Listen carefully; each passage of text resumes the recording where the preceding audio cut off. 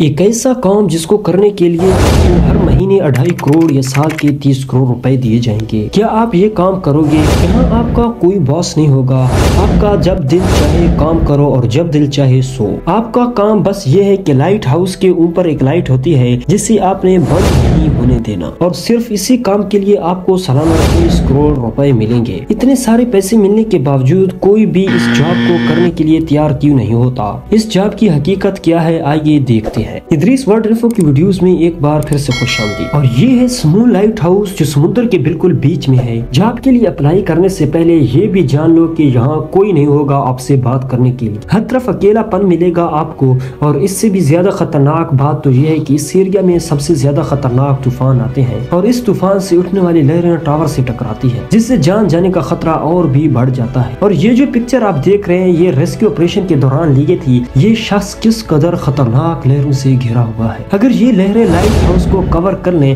تو اس شخص کی جان بھی جا سکتی تھی۔ اتنا سب کچھ جاننے کے بعد بھی آپ میں ہمت ہے اس جاب کو کرنے کے لیے۔ اس جاب کو دیکھنے کے بعد ایک سوال تو آپ کے ذہن میں ضرور آیا ہی ہوگا کہ آخر کیا ضرورت تھی اس لائٹ ہاؤس کو، اور ایسا کیوں ہے کہ اس لائٹ ہاؤس کو بند نہیں ہونا چاہیے؟ اس لیے ہمیں لائٹ ہاؤس کی ہسٹری کے بارے میں پتہ ہونا چاہیے۔ پرانے زمانے میں جب سفر کے لیے روڈز اور گاڑیوں کی سہولت موجود نہیں تھی اور سفر پانی کے راستے کیا جاتا تھا، اس دوران ایک شخص تھا جس کا نام تھا کیپٹن مارسیا۔ یہ ایکسپرٹ سیلر تھا جو اپنے خطرناک سفر کے لیے جانا جاتا تھا۔ پرانے زمانے میں تو شپس لکڑیوں کی ہوتی تھی، تو ایک رات کیپٹن اندھیرے والی جگہ سے گزر رہے تھے اور پانی کے نیچے بڑی بڑی چٹانیں تھی جس سے ان کی شپ ٹکراتی ہے اور شپ کے نیچے سوراخ ہو جاتا ہے اور شپ الٹ بھی جاتی ہے اور ان کا کافی سارا نقصان بھی ہو جاتا ہے۔ اور اس ایکسیڈنٹ کے بعد کیپٹن مارسیا نے سوچا کہ اس پرابلم کا کوئی نہ کوئی سلوشن تو ضرور ہوگا جو انہیں اس قسم کے خطروں سے بچا سکے۔ دوسری طرف سمندر ہے، اور اس بات کا آپ کو بھی خوب اندازہ ہوگا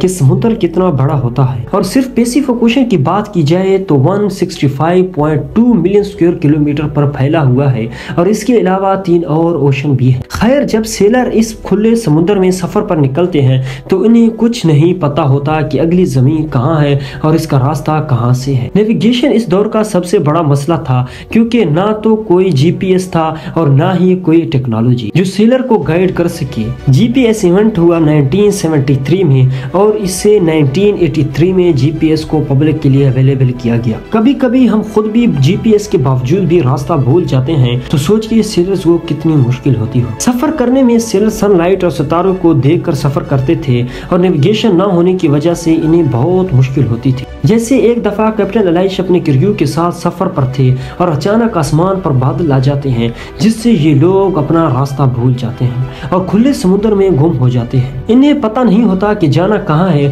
اور نہ ہی ان کے پاس کوئی کھانا ہوتا ہے اور نہ ہی پانی پینے کے لیے، اور کریو ممبر بھوک کی وجہ سے مرنے لگتے ہیں۔ سمندر کا پانی بھی یہ لوگ استعمال نہیں کر سکتے کیونکہ سمندر کا پانی بہت نمکین ہوتا ہے جس سے پی کر انسان کی موت بھی ہو سکتی ہے۔ خیر، جیسے تیسے ان لوگوں کو زمین نظر آ جاتی ہے اور ان کی جان بچ جاتی۔ اب دنیا کی سب سے پہلے لائٹ ہاؤس کی شروعات ہونے والی تھی ایجپٹ میں میڈٹرین، اور اس کے ساتھ ایک شہر تھا جس کا نام ایشینٹ سٹی آف الیگزینڈریا تھا، اور اس کے رولر فٹولمی سیکنڈ فلاڈیلفیس تھے، اور یہ کنگڈم اس ٹائم پر پراپر حقدار تھا ٹریڈنگ کے۔ لیکن اس جگہ کے لیے سب سے بڑا مسئلہ یہ تھا کہ اگر آپ اس پکچر کو غور سے دیکھیں تو کنارے پر جانے کے لیے شپ کو اس جگہ سے گزرنا پڑتا تھا، اور اس کے ساتھ کافی بڑے پتھر بھی تھے جو گزرتے ہوئے شپ سے ٹکراتے تھے اور جس کی وجہ سے ان کا بہت نقصان ہوتا تھا۔ کنگ پٹولمی اس ٹریڈ روٹ کی سیفٹی کے لیے اس ٹائم کے ایکسپرٹ اور انٹیلیجنٹ آرکیٹیکٹ سروس ریٹس اور سینٹیریس ان دونوں کو بلایا اور ان سے ان پرابلم حل کرنے کا کہا۔ ان دونوں نے مل کر بہت شاندار حل نکالا اور یوں دنیا کا پہلا لائٹ ہاؤس بنا جس کا نام تھا فیروز الیگزینڈریا، اور اس لائٹ میں آگ جلائی جاتی تھی جو دور سے دکھائی دیتی تھی، اور اس لیے اس لائٹ ہاؤس کو 7 عجوب میں سے ایک عجوبہ مانا گیا۔ لائٹ ہاؤس انٹینسٹی کو بڑھانے کے لیے سٹریس نے لینس کا استعمال کیا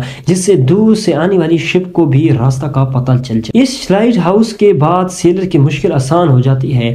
اس طرح لائٹ ہاؤس کو سمندر کی سیفٹی کے ساتھ جوڑ دیا گیا اور پوری دنیا میں لائٹ ہاؤس کا کنسپٹ پھیل گیا۔ امید ہے آپ کو ہماری ویڈیو پسند آئی ہوگی۔ اگر ہمارے چینل ادریس ورلڈ انفو پر نئے ہیں تو ہمارے چینل ادریس ورلڈ انفو کو سبسکرائب کریں اور بیل آئیکن کو آل پر کلک کر دیں تاکہ آنے والی تمام ویڈیوز کی نوٹیفیکیشن سب سے پہلے آپ تک پہنچے۔